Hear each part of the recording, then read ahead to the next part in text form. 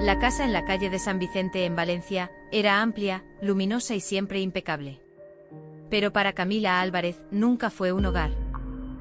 Desde el primer día en que cruzó esa puerta como esposa de Javier Ruiz, Camila entendió una verdad silenciosa: en esa casa, el espacio físico existía, pero el espacio emocional no le pertenecía.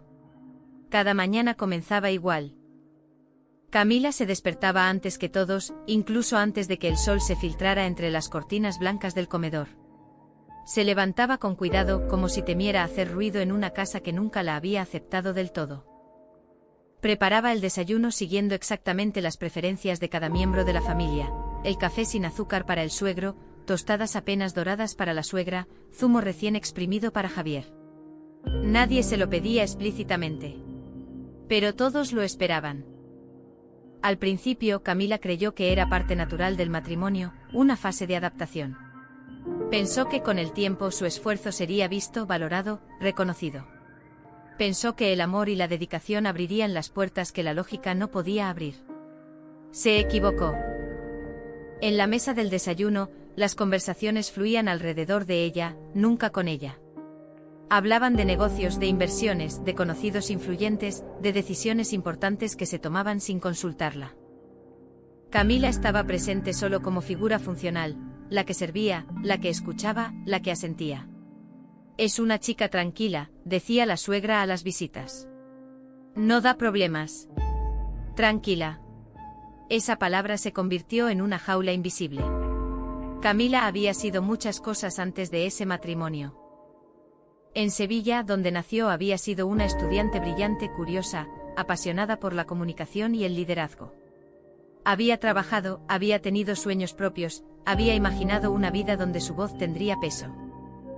Pero en Valencia, en la calle de San Vicente, su identidad se fue diluyendo lentamente, día tras día, sin gritos, sin golpes, sin escenas dramáticas. Solo con silencios, miradas y frases aparentemente inofensivas. «Tú no entiendes estas cosas», le decían cuando intentaba opinar. «Eso déjalo a los hombres», añadían con una sonrisa educada. «Lo importante es que apoyes a tu marido». Camila aprendió a callar. No porque no tuviera nada que decir, sino porque nadie estaba dispuesto a escuchar. Javier, su esposo, no era cruel. Esa era la parte más difícil de aceptar. No levantaba la voz, no la insultaba, no la maltrataba abiertamente. Simplemente no la defendía. No intervenía cuando su familia la minimizaba. No corregía los comentarios que la reducían a un rol secundario. Prefería el silencio cómodo a la incomodidad de tomar partido. «No te lo tomes tan en serio», le decía por las noches. «Así son ellos». Pero Camila sabía que así son ellos era solo otra forma de decir así serán siempre. Con el tiempo dejó de hablar de sus ideas. Dejó de mencionar los cursos que le interesaban, los proyectos que imaginaba, los libros que leía en silencio antes de dormir. Entendió que en esa casa, cualquier ambición personal era vista como una amenaza, no como un valor. La suegra solía observarla con una mezcla de superioridad y condescendencia. «Para una mujer, ya tienes bastante suerte», le dijo una vez. «Un buen marido, una casa grande, estabilidad. ¿Qué más puedes querer?» Camila no respondió. Porque no sabía cómo explicar que el vacío no se llena con comodidad. Los días se repetían unos a otros casi idénticos. La casa siempre limpia. Las comidas siempre a tiempo. Las reuniones familiares siempre correctas. Y ella, siempre presente, siempre invisible. A veces, mientras lavaba los platos o doblaba la ropa, Camila se sorprendía a sí misma recordando quién había sido antes. Recordaba su risa, su seguridad, su capacidad para hablar frente a otros sin miedo. Esos recuerdos se sentían lejanos, casi ajenos, como si pertenecieran a otra mujer. Y en cierto modo, así era. Una tarde, mientras organizaba documentos antiguos de la familia, encontró su propio currículum, olvidado en una carpeta. Lo sostuvo entre las manos durante varios minutos. Leyó su nombre, sus logros, sus estudios. Era un papel sencillo, pero le provocó una punzada en el pecho.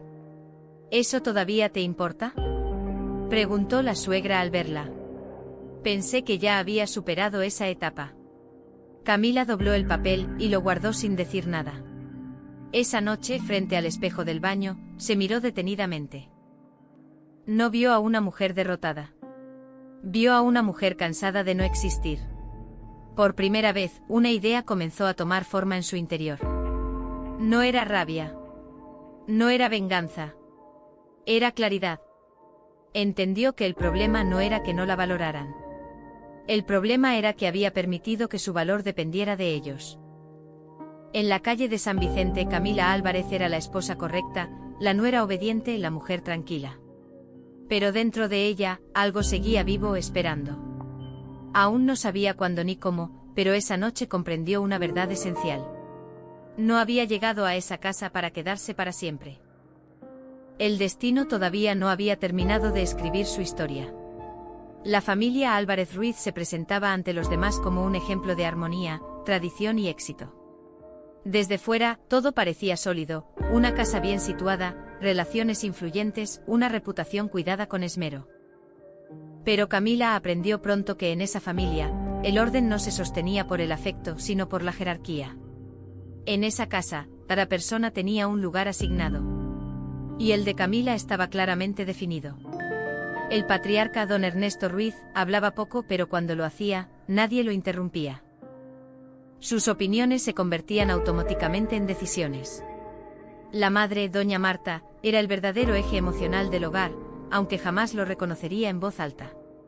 Sonreía mucho frente a los demás, pero en privado manejaba cada dinámica con precisión quirúrgica. Javier, el hijo único, había crecido aprendiendo una lección fundamental: obedecer era más seguro que cuestionar. Y Camila, desde el momento en que se casó con él, heredó esa misma expectativa sin haber sido consultada. Las reuniones familiares eran frecuentes y siempre predecibles. Almuerzos largos, sobremesas interminables, conversaciones que giraban alrededor del mismo núcleo: logros, apariencias, estatus. Camila asistía a todas, sentada en el mismo lugar, escuchando los mismos discursos.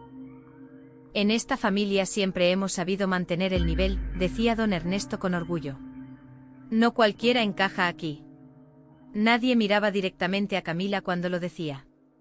No hacía falta. La suegra, doña Marta, tenía una habilidad especial para convertir la crítica en cortesía.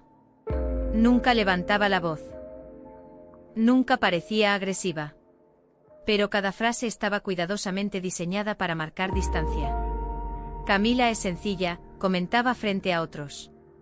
Viene de una familia normal, sin complicaciones. Sencilla era la palabra que usaban cuando querían decir inferior, sin parecer crueles. Camila comprendió pronto que no se esperaba de ella que brillara, sino que se adaptara. Que no destacara, que no cuestionara, que no rompiera el equilibrio cuidadosamente construido alrededor del hijo varón. Cualquier intento suyo por participar activamente era recibido con una sonrisa tensa. No te preocupes por eso, cariño, decía la suegra. Nosotros nos encargamos. Ese nosotros nunca la incluía. Con el paso del tiempo, Camila comenzó a notar los patrones. Las decisiones importantes se tomaban antes de que ella llegara a la sala. Las conversaciones se detenían cuando entraba. Las miradas se cruzaban con rapidez, como si su presencia fuera un recordatorio incómodo. No la rechazaban abiertamente. La borraban lentamente. En esa familia, el amor estaba condicionado. Se otorgaba en función de la obediencia, del silencio, de la capacidad de no incomodar. Y Camila, con su educación, su inteligencia y su mirada reflexiva, incomodaba sin siquiera intentarlo. Una tarde, durante una reunión con amigos cercanos de la familia, alguien preguntó: ¿Y Camila, a qué se dedica? Antes de que ella pudiera responder, doña Marta intervino. Ahora mismo se dedica a cuidar de la casa y apoyar a Javier. Es lo más importante. Camila sonrió por inercia. Por dentro sintió como algo se cerraba. No era solo lo que decían. Era lo que nunca preguntaban.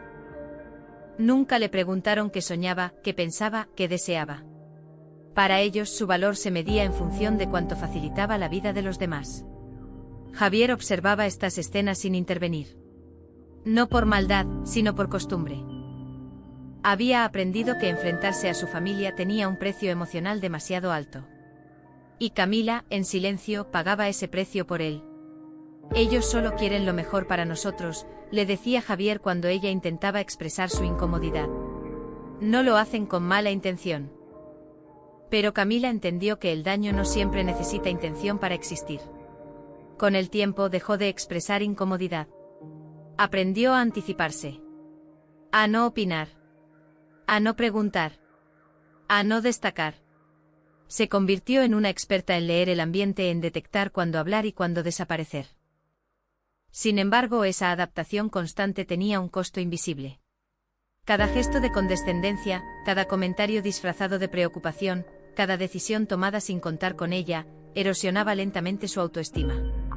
No de forma violenta, sino persistente. La familia Álvarez Ruiz no la golpeaba con palabras. La desgastaba con indiferencia. Una noche, después de una cena especialmente tensa, Camila se quedó sola en la cocina. Escuchó risas desde el salón, conversaciones que continuaban sin ella. Miró sus manos apoyadas sobre la encimera y se preguntó en qué momento había comenzado a sentirse extranjera en su propia vida. Recordó las palabras de su madre antes de casarse. Nunca te pierdas a ti misma para encajar en ningún lugar. En ese momento Camila entendió que no se había perdido de golpe. Se había ido diluyendo poco a poco por querer pertenecer.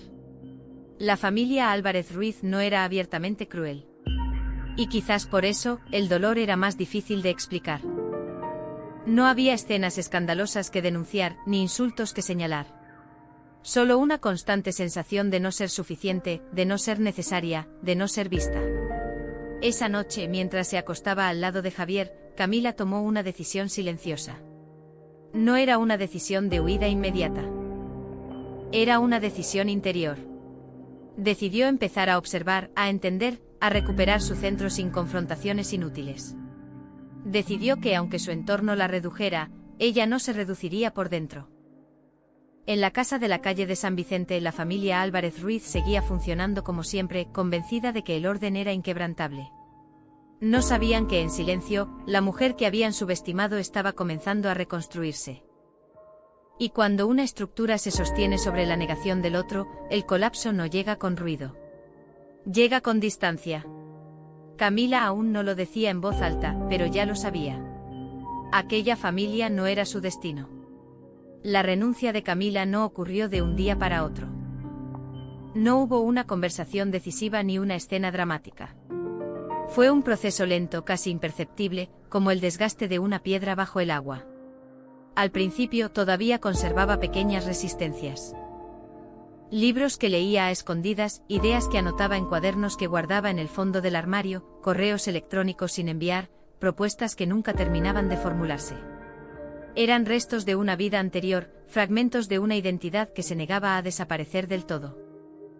Pero en la casa de la calle de San Vicente, cualquier señal de autonomía era vista con sospecha. ¿Para qué necesitas eso ahora?, preguntó doña Marta una tarde al verla revisar información sobre un curso. Ya tienes suficientes responsabilidades aquí. La frase era suave, incluso razonable en apariencia. Pero Camila entendía el mensaje real: crecer no estaba permitido. Javier observaba la escena sin intervenir. No porque no notara la incomodidad de su esposa, sino porque había aprendido que ceder era más fácil que incomodar a su madre. Y cada vez que Camila cedía, el sistema se reafirmaba. Poco a poco dejó de insistir. Renunció primero a lo visible. A las reuniones profesionales, a los eventos, a los contactos que había construido antes del matrimonio. Decía que no tenía tiempo, que estaba cansada, que ya no le interesaba. Los demás aceptaban esas explicaciones con demasiada facilidad. Después vinieron las renuncias invisibles. Renunció a opinar cuando se hablaba de decisiones importantes. Renunció a corregir comentarios injustos. Renunció a defenderse cuando la minimizaban.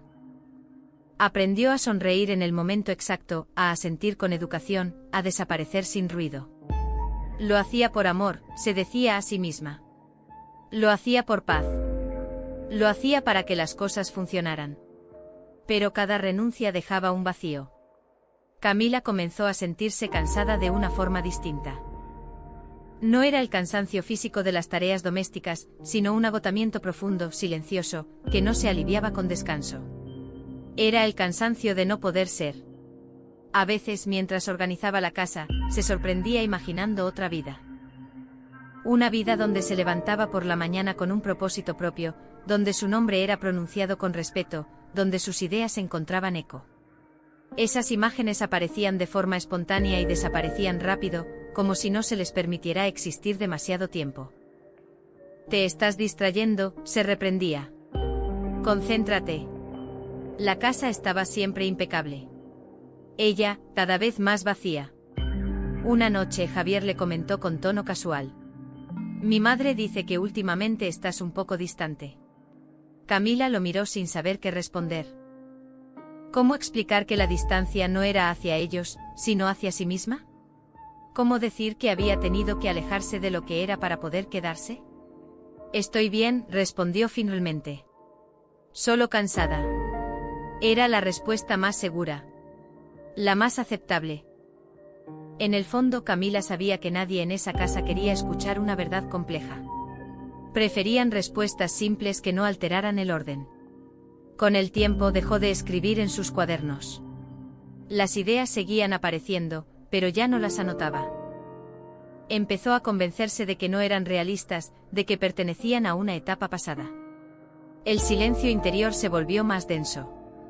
Una tarde, mientras limpiaba un armario, encontró una carpeta con documentos antiguos, certificados, diplomas, reconocimientos. Lo sostuvo entre las manos como quien sostiene una vida que no llegó a vivirse. Sintió una mezcla de nostalgia y vergüenza. Vergüenza por haber creído que podía ser más. Vergüenza por haberlo dejado ir. «Es solo papel», se dijo. «Lo importante es el presente». Pero el presente se sentía cada vez más estrecho. La familia Álvarez Ruiz interpretaba su silencio como adaptación exitosa. Para ellos, Camila estaba encajando. Ya no hacía preguntas incómodas, ya no mostraba inquietudes, ya no desafiaba sin querer. Era la nuera ideal. «Al final, todas aprendemos», comentó una vez doña Marta, satisfecha. «El matrimonio es saber ceder». Camila asintió. Por fuera. Por dentro, algo comenzaba a endurecerse. Entendió que no se le estaba pidiendo ceder en situaciones puntuales, sino renunciar a partes esenciales de sí misma. Y esa renuncia no tenía límite. Siempre habría algo más que sacrificar. Esa noche se miró al espejo durante largo rato. No buscaba belleza ni aprobación. Buscaba señales de sí misma. Se preguntó en qué momento había empezado a hablar menos, a reír menos, a desear menos. No encontró una respuesta clara. Solo una certeza: aquello no era vida. Camila no lloró. El llanto habría sido una forma de desahogo, y ella ya no se permitía eso. En lugar de lágrimas apareció una calma extraña, fría, lúcida. Comprendió que la renuncia silenciosa había sido una estrategia de supervivencia, no una solución. Había servido para evitar conflictos, pero había creado otro más profundo, el conflicto de desaparecer. Y por primera vez, se permitió formular una pregunta que hasta entonces había evitado. ¿Qué pasará si sigo así? La respuesta no llegó con palabras, sino con una sensación opresiva en el pecho. Un futuro largo, correcto, vacío. Una vida cumplida para los demás, no para ella. Esa noche no tomó ninguna decisión externa. No habló con Javier. No confrontó a su suegra. No planeó una huida. Pero algo cambió de manera irreversible. Decidió dejar de renunciar por dentro. No sabía aún cómo recuperar lo perdido. Solo sabía que no podía seguir entregándose al silencio. Empezó a observarse con más atención, a escuchar esa voz interna que había ignorado durante tanto tiempo. La renuncia había sido silenciosa. El despertar también lo sería. En la casa de la calle de San Vicente todo parecía igual. La familia seguía con sus rutinas, convencida de que el equilibrio estaba asegurado. Pero Camila Álvarez ya no era la misma mujer que había llegado allí. Y cuando alguien deja de desaparecer por dentro, el final de una historia ya ha comenzado, aunque nadie más lo notó todavía. El desgaste no siempre se manifiesta como dolor evidente. A veces llega como una costumbre. Camila empezó a notarlo en los detalles más pequeños. En la forma en que se despertaba cada mañana sin ilusión. En la manera automática con la que cumplía cada tarea. En el silencio interior que ya no se parecía a la calma, sino a la ausencia. La casa de la calle de San Vicente seguía funcionando con la precisión de siempre. Nada había cambiado en apariencia. Las comidas se servían a tiempo. Las visitas eran recibidas con sonrisas impecables. Las conversaciones fluían dentro de los márgenes aceptables. Pero dentro de Camila, algo se estaba desmoronando lentamente. Ya no sentía rabia. Ya no sentía tristeza profunda. Lo que sentía era una especie de desconexión. Como si observara su propia vida desde fuera. Había aprendido a anticiparse a todo. A levantarse antes de que alguien se quejara. A corregir cualquier error antes de que fuera señalado. A suavizar su tono, a medir sus palabras, a reducirse lo suficiente para no incomodar. Ese estado constante de alerta la estaba agotando. Una tarde, mientras preparaba la mesa para una reunión familiar, se dio cuenta de que le temblaban ligeramente las manos. No estaba nerviosa. No estaba apurada. Simplemente estaba cansada. Un cansancio que no tenía causa visible. Te exiges demasiado, le dijo Javier al notar su expresión. Nadie te pide tanto. Camila lo miró en silencio. Porque ambos sabían que eso no era del todo cierto. No se lo pedían con palabras, pero el sistema estaba construido de tal forma que cualquier fallo recaía sobre ella. Si algo no estaba bien, la responsabilidad era suya. Si todo funcionaba, era lo normal. Ese equilibrio desigual había ido erosionando algo fundamental, su percepción de valor. Camila comenzó a dudar incluso de pensamientos simples. Antes de opinar, se preguntaba si estaba exagerando. Antes de sentir incomodidad, se cuestionaba si no estaba siendo demasiado sensible. Antes de desear algo propio, se decía que tal vez no era necesario. La duda se había instalado como un hábito. En una de las reuniones familiares, alguien hizo un comentario trivial sobre una mujer conocida que había retomado su carrera profesional después de años en casa. Al final, esas cosas siempre pasan factura al matrimonio, comentó doña Marta. No se puede tener todo. Camila sintió un leve nudo en el estómago. Nadie se dirigía a ella directamente, pero el mensaje flotaba en el aire, claro y preciso. No respondió. No porque estuviera de acuerdo, sino porque ya no tenía fuerzas para sostener su propio punto de vista. Esa noche al acostarse, Camila sintió algo nuevo, miedo. No un miedo concreto, sino un temor difuso a desaparecer por completo sin darse cuenta. A despertarse un día y no reconocerse en absoluto. Recordó una frase que había leído años atrás: no es el dolor lo que destruye a una persona, sino la costumbre de vivir sin sentido. Esa frase resonó en su mente durante días. Comenzó a notar señales en su cuerpo. Dolores de cabeza frecuentes. Insomnio. Una presión constante en el pecho que aparecía sin motivo aparente. El médico habló de estrés, de cansancio acumulado. Le recomendó descanso. Camila sonrió. ¿Descansar de qué?, se preguntó. ¿De existir a medias? Intentó hablar con Javier una noche con cuidado, sin reproches. A veces siento que no tengo espacio, dijo. No aquí, sino dentro de mi propia vida. Javier guardó silencio unos segundos. Estás pensando demasiado, respondió al final. Tenemos una vida tranquila. Mucha gente desearía esto. Camila asintió. La tranquilidad, entendió entonces, puede ser una jaula cuando no es elegida. Después de esa conversación, dejó de intentar explicar. Comprendió que no se trataba de falta de palabras, sino de falta de disposición para escuchar. El desgaste continuó, invisible para los demás, evidente para ella. Un domingo por la tarde, mientras la familia descansaba en el salón, Camila se sentó sola en la cocina. Miró alrededor, los muebles, los objetos, las paredes. Todo estaba cuidado, ordenado, correcto. Y sin embargo, nada le pertenecía realmente. Por primera vez, se permitió una pregunta sin miedo. ¿Qué he perdido aquí? La respuesta llegó clara y contundente. Se había perdido a sí misma. No de golpe.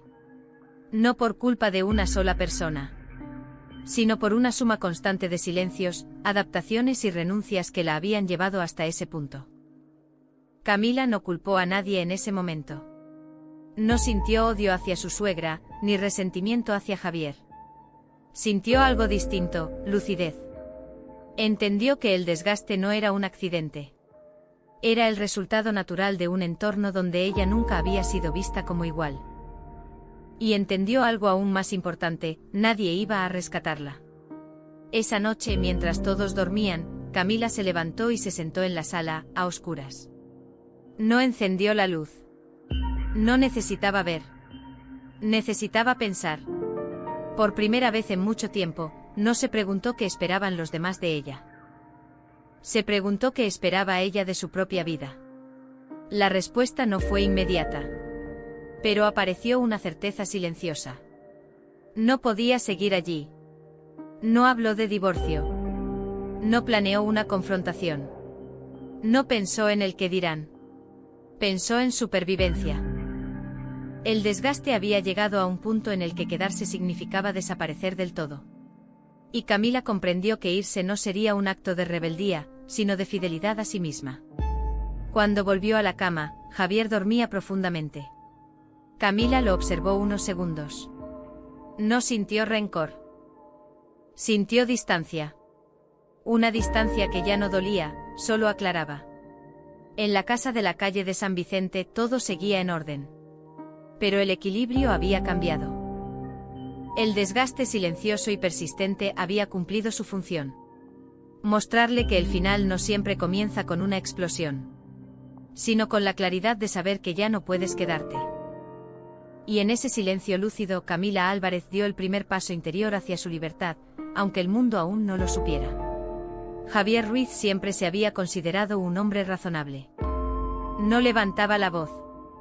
No era violento. No bebía en exceso. Trabajaba con constancia y cumplía con sus responsabilidades económicas.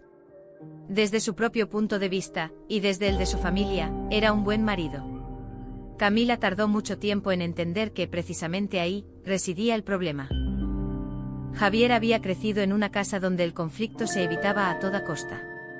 No porque no existiera, sino porque se silenciaba. Desde niño aprendió que cuestionar a sus padres era inútil, incluso peligroso a nivel emocional. El amor en su familia estaba condicionado a la obediencia. Y Javier se había adaptado bien. Se convirtió en un hombre funcional dentro del sistema familiar. No destacaba por su liderazgo, sino por su capacidad de encajar. No desafiaba, no confrontaba, no incomodaba. Esa habilidad le había permitido avanzar en los negocios familiares y mantener una imagen de estabilidad ante los demás. Cuando conoció a Camila, se sintió atraído por su serenidad, por su inteligencia tranquila, por esa forma suya de observar el mundo sin necesidad de imponerse. Camila representaba algo distinto a lo que conocía, una calma que no venía de la resignación, sino de la reflexión. Pero una vez casados, Javier no supo, o no quiso, proteger ese espacio. Al principio Camila interpretó su silencio como torpeza emocional. Pensó que necesitaba tiempo para aprender a posicionarse. Le dio margen. Le dio comprensión. Le dio excusas. No es fácil enfrentarse a mi familia, le decía Javier. Tú no los conoces como yo. Camila asentía, aunque por dentro empezaba a entender que conocerlos demasiado bien era precisamente el problema. Javier no era indiferente al malestar de su esposa. Lo percibía, pero lo racionalizaba. Convertía las señales en exageraciones, los silencios en malentendidos, las heridas en sensibilidades. Te tomas las cosas muy a pecho, le decía. No es personal. Pero Camila sabía que cuando algo se repite, deja de ser accidental. Cada vez que su madre hacía un comentario despectivo, Javier miraba hacia otro lado. Cada vez que su padre tomaba decisiones sin consultar, Javier aceptaba. Cada vez que Camila quedaba fuera de una conversación importante, Javier justificaba. No era crueldad. Era comodidad. Y la comodidad de uno estaba construida sobre el sacrificio del otro. Una noche, después de una cena familiar especialmente densa, Camila decidió hablar con claridad. No con reproches, no con acusaciones. Con honestidad. Me siento sola, dijo. Incluso cuando estamos juntos. Javier suspiró cansado. No entiendo qué más quieres, respondió. No te falta nada. Tenemos una buena vida. Camila lo miró fijamente. No me falta nada, no era lo mismo que me siento completa. No necesito más cosas, dijo. Necesito sentir que importo. Javier guardó silencio. No porque no la escuchara, sino porque no sabía qué hacer con esa demanda. Para él, el amor se demostraba cumpliendo funciones, no defendiendo espacios emocionales. No exageres, dijo finalmente. Así son las familias. En ese momento Camila entendió algo fundamental. Javier no iba a cambiar porque no veía ningún problema real. El conflicto solo existía para ella. Y en su escala de prioridades, lo que no incomodaba al sistema no merecía atención. A partir de entonces, Camila empezó a observar a su marido con otra mirada. Ya no buscaba en él apoyo. Buscaba comprensión de la realidad. Notó cómo evitaba conversaciones profundas. Cómo minimizaba cualquier tema que implicara tomar partido. Cómo prefería el equilibrio externo al bienestar interno de su esposa. Javier amaba a Camila, pero no lo suficiente como para arriesgar su posición. No lo suficiente como para incomodar a su familia. No lo suficiente como para romper el molde que lo había formado. Y Camila empezó a aceptar esa verdad sin dramatismo. No se sintió traicionada. Se sintió despertada. Una tarde, mientras caminaban juntos por el centro de Valencia, Javier habló de planes futuros. Inversiones. Negocios. Proyectos que daba por sentados. Todo va bien, dijo. Estamos estables. Camila caminaba a su lado, escuchando, pero ya no se veía incluida en ese nosotros. Comprendió que Javier hablaba de una vida que no la contemplaba como individuo, sino como acompañante. Javier, dijo de pronto, ¿alguna vez te has preguntado quién soy yo, más allá de ser tu esposa? Él se sorprendió. Claro que lo sé, respondió. Eres Camila. Pero no supo decir nada más. Ese silencio fue más elocuente que cualquier discusión. Esa noche Camila no lloró. No gritó. No reclamó. Simplemente dejó de esperar. Entendió que Javier no era un villano, pero tampoco un aliado. Era un hombre formado en la neutralidad, y la neutralidad en situaciones de desigualdad siempre favorece al poder. Camila dejó de buscar validación en él. Empezó a validar sus propias percepciones. A confiar en su incomodidad. A aceptar que el amor sin respaldo no es refugio, es exposición. Javier, por su parte, no notó el cambio inmediato. Camila seguía siendo educada, funcional, correcta. Pero algo había cambiado en su mirada. Una distancia serena, definitiva. En su mente Camila ya había tomado una decisión interior. No podía seguir siendo la única adulta emocional en ese matrimonio.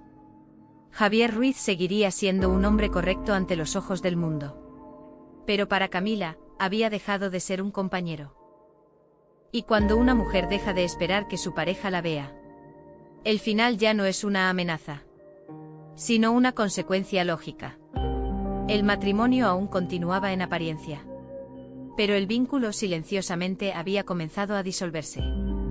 El control rara vez se presenta como una amenaza abierta. La mayoría de las veces llega envuelto en palabras amables, en consejos bien intencionados, en frases que suenan a cuidado pero que poco a poco reducen el espacio vital del otro. Camila tardó en identificarlo porque nadie le había enseñado a desconfiar de la preocupación. Solo quiero protegerte, decía doña Marta cuando cuestionaba alguna de sus decisiones. Es por tu bien, añadía Javier cuando le pedía que no insistiera en ciertos temas. Al principio Camila aceptó esas frases como gestos de amor.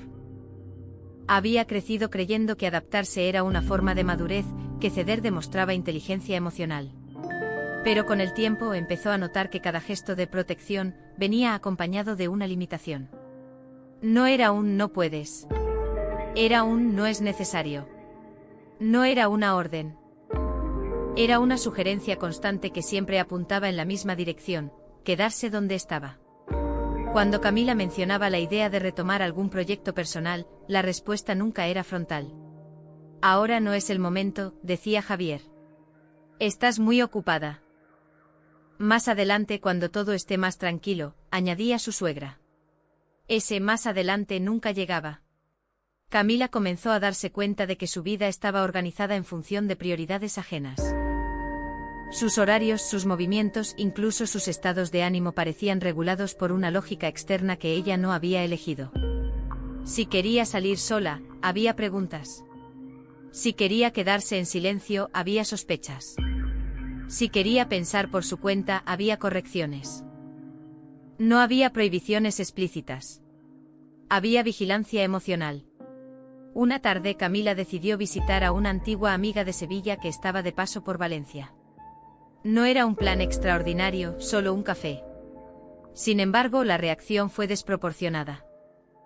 ¿No crees que deberías avisar con más antelación?, preguntó doña Marta.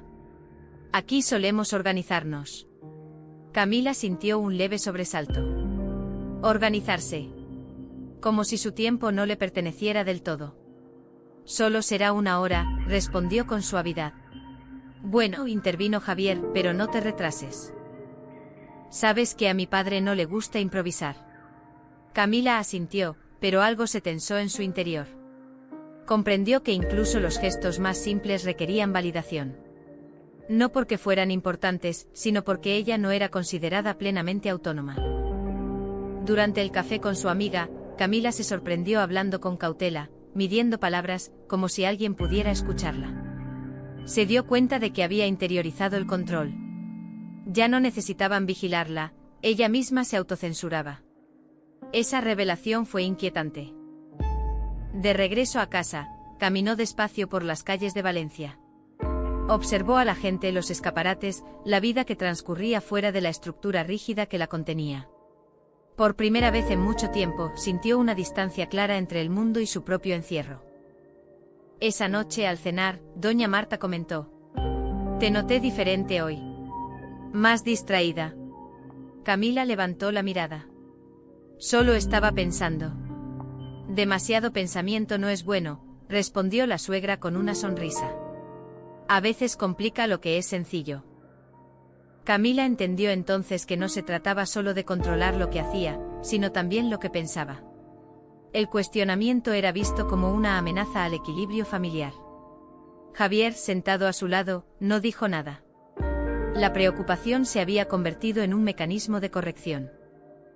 Cada vez que Camila mostraba iniciativa, alguien intervenía para ayudarla a volver a su lugar. No había espacio para el error, ni para el aprendizaje, ni para la exploración. Y lo más inquietante era que todo se hacía en nombre del amor. «Queremos lo mejor para ti», decían. Pero Camila empezó a preguntarse. ¿Lo mejor para quién? Una madrugada, incapaz de dormir, se sentó en la sala a oscuras. Pensó en su vida antes del matrimonio. No era perfecta, pero era suya. Tenía dudas, sí, pero también elección. Ahora, cada decisión parecía filtrada por expectativas ajenas. No estaba encerrada con llave. Estaba condicionada. Y esa diferencia lo hacía más difícil de nombrar, pero no menos dañino. Camila comprendió que el control más eficaz es aquel que no necesita imponerse, porque ha sido internalizado. Y que el mayor riesgo no era que la limitaran desde fuera, sino que ella dejara de cuestionarlo. A partir de ese momento comenzó a observar con más atención. A escuchar las palabras detrás de las palabras. A notar cómo la preocupación siempre surgía cuando ella se movía hacia algo propio. No discutió. No confrontó. Solo dejó de confundirse. Esa claridad trajo consigo una calma nueva, casi fría. Camila entendió que no estaba siendo cuidada, sino gestionada. No era una prioridad emocional, sino una pieza dentro de un sistema que funcionaba mejor cuando ella no se movía. Javier seguía creyendo que la estaba protegiendo. No veía el problema porque nunca había conocido otra forma de relación. Para él, el amor era evitar conflictos, mantener la estructura intacta. Pero Camila ya no podía engañarse. Esa noche, mientras se acostaba, sintió algo que no había sentido antes: determinación. No una urgencia impulsiva, sino una certeza profunda. No sabía aún cuándo ni cómo se iría. Pero entendía que quedarse significaba aceptar un control que, aunque suave, era constante y corrosivo. El control disfrazado de preocupación había cumplido su función durante años. Había reducido su mundo sin necesidad de violencia. Pero también había despertado algo irreversible. Y cuando una mujer deja de confundir el cuidado con la restricción, la libertad deja de ser un deseo abstracto y se convierte en una necesidad vital. En silencio, Camila Álvarez comenzó a prepararse para recuperar lo único que nadie había logrado quitarle del todo: la capacidad de elegir. La decisión de Camila no llegó como un acto impulsivo. No fue una reacción emocional ni una huida desesperada.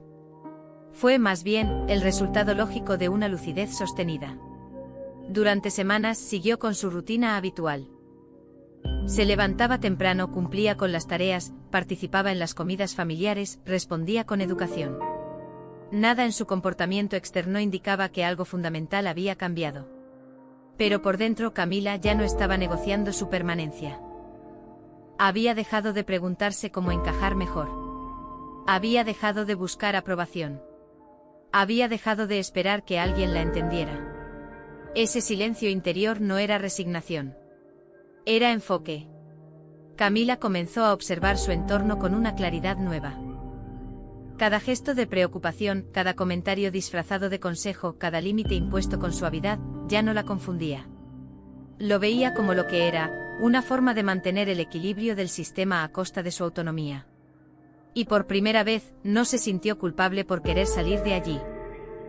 Una mañana, mientras organizaba documentos antiguos, encontró su pasaporte. Lo sostuvo entre las manos unos segundos más de lo necesario. No pensó en viajes inmediatos ni en destinos concretos. Pensó en la posibilidad. En el hecho simple y poderoso de que podía irse. Ese pensamiento no le provocó miedo. Le dio aire. A partir de ese día, Camila empezó a prepararse en silencio. No con planes grandilocuentes, sino con acciones pequeñas, discretas. Recuperó contactos antiguos, retomó conversaciones olvidadas, leyó con atención, volvió a escribir. No se trataba aún de reconstruir una vida completa, sino de recordarse capaz. Cada pequeño gesto era un acto de resistencia íntima. Javier no notó el cambio de inmediato. Camila seguía siendo correcta, incluso más serena que antes. Esa serenidad, sin embargo, no provenía de la adaptación, sino de la desconexión emocional. Ya no discutía porque ya no necesitaba convencer. «Te noto tranquila», comentó Javier una noche. «Me alegra». Camila sonrió levemente. No corrigió esa percepción. No explicó que la tranquilidad había llegado cuando dejó de luchar por ser vista. En las reuniones familiares, doña Marta seguía marcando el ritmo con naturalidad. Comentarios sutiles, expectativas implícitas, correcciones suaves. Camila respondía con cortesía, pero sin involucrarse emocionalmente. Era como si estuviera presente solo en la superficie. Esa distancia no pasó desapercibida del todo. «Últimamente estás muy callada», observó la suegra. «Antes opinabas más». Camila sostuvo su mirada con calma. «Estoy bien así», respondió. No había desafío en su voz. Solo certeza. Esa respuesta desconcertó a doña Marta más que cualquier confrontación. Porque el sistema estaba preparado para manejar resistencia, no desapego. Camila comprendió entonces que su mayor acto de libertad no sería irse, sino dejar de reaccionar. No explicar. No justificar. No pedir permiso para existir. Por las noches, mientras todos dormían, Camila pensaba en el futuro con una mezcla de sobriedad y claridad. No idealizaba la vida que vendría. Sabía que no sería fácil. Sabía que habría incertidumbre, soledad, reconstrucción. Pero también sabía algo esencial: cualquier dificultad sería preferible a seguir viviendo sin voz. Recordó una frase que había escuchado años atrás: irse también es una forma de quedarse fiel. En ese momento entendió su significado. No estaba abandonando una familia. Estaba abandonando una estructura que nunca la había reconocido como igual. Una tarde, caminando sola por el centro de Valencia, Camila se sentó en un banco y observó a la gente pasar. Pensó en todas las versiones de sí misma que había dejado atrás para encajar. Sintió una tristeza breve pero no paralizante. Era el duelo necesario por una vida que no había sido posible. Aceptó ese duelo sin dramatismo. No se reprochó haber aguantado tanto.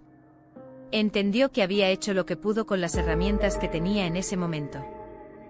Y ahora, con nuevas herramientas, podía elegir distinto. Esa noche, al volver a casa, la miró como quien observa un lugar de tránsito.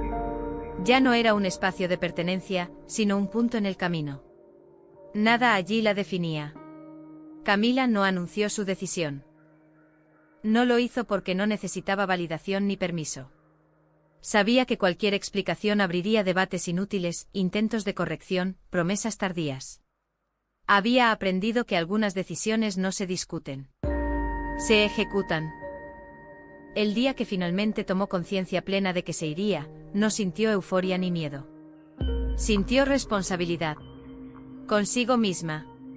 Se prometió algo simple y profundo, no volver a reducirse para ser aceptada. Esa promesa se convirtió en su ancla. Javier seguía creyendo que todo estaba bajo control. La familia seguía funcionando según sus normas. Nadie imaginaba que el equilibrio dependía de alguien que ya no estaba dispuesto a sostenerlo. Camila, en silencio, había dejado de ser un pilar invisible. Y cuando una mujer deja de sostener una estructura que la oprime, esa estructura no se derrumba de inmediato, pero queda condenada. El final aún no había llegado, pero la decisión ya estaba tomada. Camila Álvarez no huiría. No se justificaría. No explicaría su derecho a existir. Simplemente se iría. Y en ese acto silencioso, sin reproches ni dramatismos, comenzaría la parte de su historia que nunca había tenido permiso para vivir. Camila eligió un día ordinario para irse. No fue un aniversario, ni una fecha simbólica, ni un momento de crisis visible. Fue un martes cualquiera con el cielo de Valencia cubierto de nubes ligeras y el sonido habitual del tráfico entrando por la ventana. Había aprendido que las grandes decisiones no necesitan dramatismo para ser definitivas. Se levantó temprano como siempre. Preparó café, ordenó la cocina, dejó todo en su sitio. No por nostalgia ni por deber, sino por coherencia interna. No quería que su salida se interpretara como un acto impulsivo o destructivo. No estaba rompiendo nada, simplemente estaba retirándose. Mientras doblaba la última prenda en su maleta, Camila sintió una calma firme. No alegría, no tristeza intensa. Solo una sensación clara de alineación consigo misma. Cada objeto que guardaba era una confirmación silenciosa: esto es real. No llevaba muchas cosas. Había aprendido que lo esencial no ocupa espacio. Antes de salir de la habitación, miró alrededor por última vez. No buscó recuerdos ni escenas felices. Observó con distancia, como quien contempla un lugar que ya no le pertenece emocionalmente. No había rencor en esa mirada, solo cierre. Dejó una nota breve sobre la mesa del salón. No una explicación, no una acusación. Solo unas líneas claras y sobrias. Me voy porque necesito vivir de una forma que aquí no es posible. No busco culpables. Esta decisión es mía. Nada más. Camila sabía que cualquier palabra adicional sería interpretada, discutida, utilizada para reconstruir una narrativa que no le pertenecía. El silencio era su último acto de autonomía. Cerró la puerta con cuidado. En el pasillo por un instante sintió el peso de lo irreversible. No como amenaza sino como realidad. Comprendió que no habría marcha atrás, y esa certeza no la asustó. Al contrario, la sostuvo. Mientras bajaba las escaleras, recordó cuántas veces había descendido esos mismos escalones sintiéndose pequeña, observada, evaluada. Esa mañana, cada paso era distinto. No porque el lugar hubiera cambiado, sino porque ella ya no se estaba pidiendo permiso. Al salir a la calle, respiró hondo. El aire tenía una densidad distinta, como si el mundo se hubiera expandido apenas unos centímetros más. No miró atrás. Horas después, cuando doña Marta encontró la nota, el silencio de la casa se volvió denso. No entendió de inmediato lo que estaba leyendo. Su mente buscó explicaciones alternativas, malentendidos, exageraciones. Javier, llamó, ven un momento. Javier leyó la nota en silencio. Su primera reacción no fue tristeza, sino incredulidad. No porque no hubiera señales, sino porque nunca había considerado la posibilidad real de que Camila se fuera sin pedir, sin advertir, sin negociar. Esto no puede ser en serio, dijo finalmente. Seguro es una reacción pasajera. Doña Marta frunció el ceño. La falta de detalles la desconcertaba más que cualquier reproche. No había nada que responder, nada que corregir. ¿Cómo que no busca culpables?, murmuró. Eso no tiene sentido. Pero lo tenía. Solo que no encajaba en la lógica a la que estaban acostumbrados. Intentaron llamarla. El teléfono sonó sin respuesta. Luego un mensaje breve apareció en la pantalla: estoy bien. No necesito nada. Ese no necesito nada fue más perturbador que un reproche. Porque implicaba independencia. Cierre. Fin de la negociación. Javier pasó el resto del día inquieto, caminando por la casa como si buscara algo que ya no estaba. Por primera vez notó el silencio que Camila había dejado. No el de la ausencia física, sino el de alguien que ya no sostenía la armonía artificial. Doña Marta, por su parte, comenzó a reconstruir mentalmente los últimos meses. Buscó errores evidentes, gestos malinterpretados. Pero no encontró una escena clara que justificara esa partida. Y eso la incomodó profundamente. Porque el control funciona mejor cuando la salida parece injustificada. Esa noche, la casa no se reorganizó alrededor de la ausencia de Camila. Simplemente quedó un espacio vacío que nadie supo ocupar. Las dinámicas habituales perdieron fluidez. Las conversaciones se interrumpían. Los silencios se alargaban. La estructura seguía en pie, pero algo esencial se había retirado. Camila, mientras tanto, estaba en otra ciudad. No lejos, pero lo suficiente. Había elegido un lugar discreto, transitorio. No buscaba estabilidad inmediata, sino margen. Espacio mental. Esa primera noche, sentada en una habitación sencilla, sintió una mezcla de cansancio y alivio. No lloró. No celebró. Se permitió simplemente estar. Por primera vez en años, no había nadie observando su forma de sentarse, de hablar, de pensar. Nadie interpretando sus silencios ni corrigiendo sus elecciones. Esa libertad al principio fue extraña. Casi incómoda. Camila comprendió que recuperar la autonomía también implicaba reaprender a decidir sin miedo. A equivocarse sin testigos. A existir sin validación constante. No idealizó el futuro. Sabía que vendrían momentos difíciles. Pero también sabía que ya no estaría luchando contra una estructura invisible. Los problemas serían reales, no fabricados por la negación de sí misma. Esa noche durmió profundamente. En los días siguientes, Javier intentó entender. Habló de diálogo, de ajustes, de cambios posibles. Pero todas esas palabras llegaban tarde. Camila no había salido por falta de conversación, sino por exceso de silencios ignorados. Doña Marta, en cambio, interpretó la partida como una traición incomprensible. No porque Camila se fuera, sino porque lo hubiera hecho sin conflicto abierto. Sin permitirle ejercer su papel correctivo. Y ese fue el verdadero quiebre. Camila no cortó la relación con violencia. No expuso, no acusó, no humilló. Simplemente dejó de estar disponible. Y cuando alguien deja de estar disponible para un sistema que se alimenta de su adaptación, ese sistema revela su fragilidad. El día en que Camila dejó esa casa, no ocurrió ningún escándalo. No hubo gritos ni lágrimas públicas. Pero algo esencial se cerró para siempre. Ella dejó de pertenecer. Y en ese acto silencioso, sin rencor ni revancha, la historia comenzó a girar lentamente hacia su verdadero centro. Ella misma. El auditorio aún estaba vacío cuando Lucía entró por la puerta lateral, sosteniendo en tay una carpeta delgada de cuero negro. No llevaba prisa. Su caminar era tranquilo, firme, alguien que ya no necesita demostrar nada, ni a nadie. La sala principal del Centro Internacional de Convenciones de Barcelona brillaba bajo las luces aún encendidas a medio consud.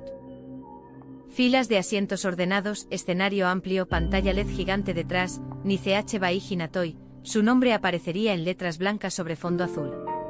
Lucía Ferrer, conferencista principal. Ella miró la pantalla unos segundos. No sonrió. Tampoco suspiró. Simplemente observó como quien mira una estación ya conocida del viaje. Durante años, ese nombre había sido ignorado, minimizado, pronunciado con desprecio por la familia que una vez llamó suegros. No tiene ambición.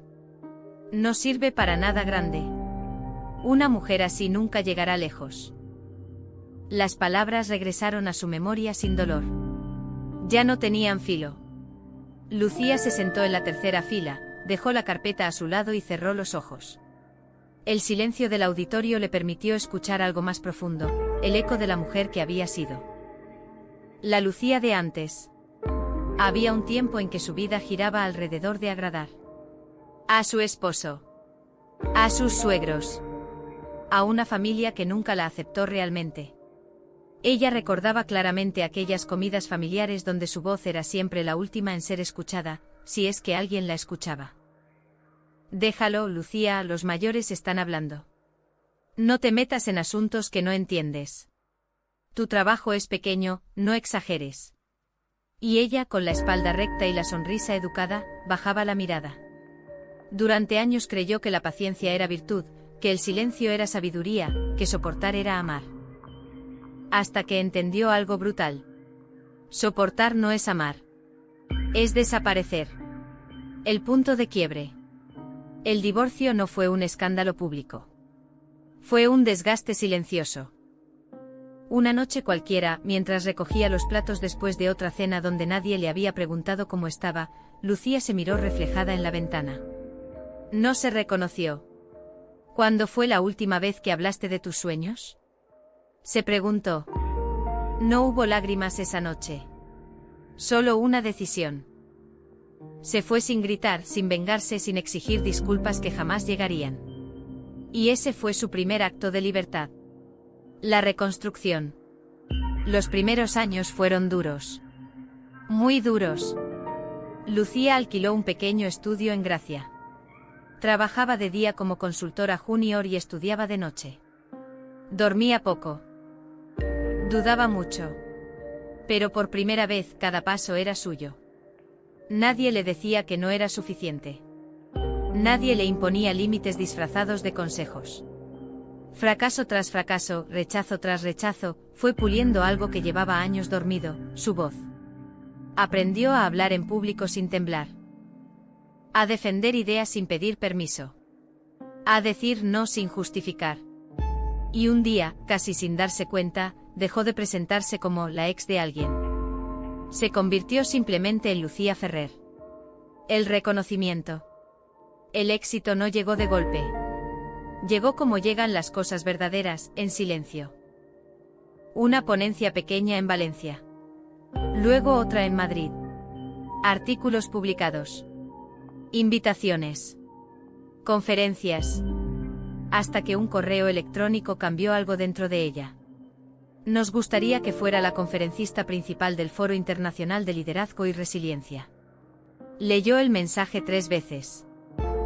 No por incredulidad, sino porque en el fondo sabía que había llegado ahí con cada paso que nadie vio.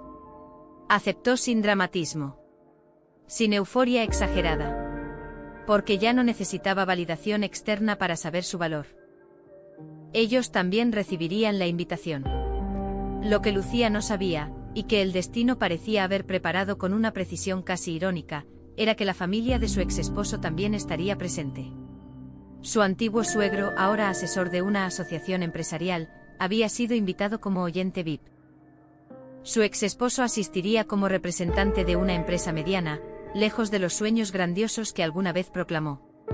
Cuando recibieron el programa del evento, el nombre en la portada los dejó mudos. Lucía Ferrer. ¿Es ella? Preguntó alguien, aunque todos sabían la respuesta. Buscaron la foto. La encontraron. Segura. Elegante. Serena. Nada quedaba de la mujer silenciosa que conocieron. Lucía, mientras tanto. Ella no sabía nada de esa sorpresa. Y aunque lo hubiera sabido, no habría cambiado nada. Porque Lucía ya no vivía reaccionando al pasado. De pie ahora en el escenario vacío, probando el micrófono, sintió algo muy distinto a la revancha. Sintió paz. No había discurso interno de mírenme ahora. No había necesidad de demostrar. Solo gratitud por no haberse quedado donde no era respetada. Un ensayo silencioso.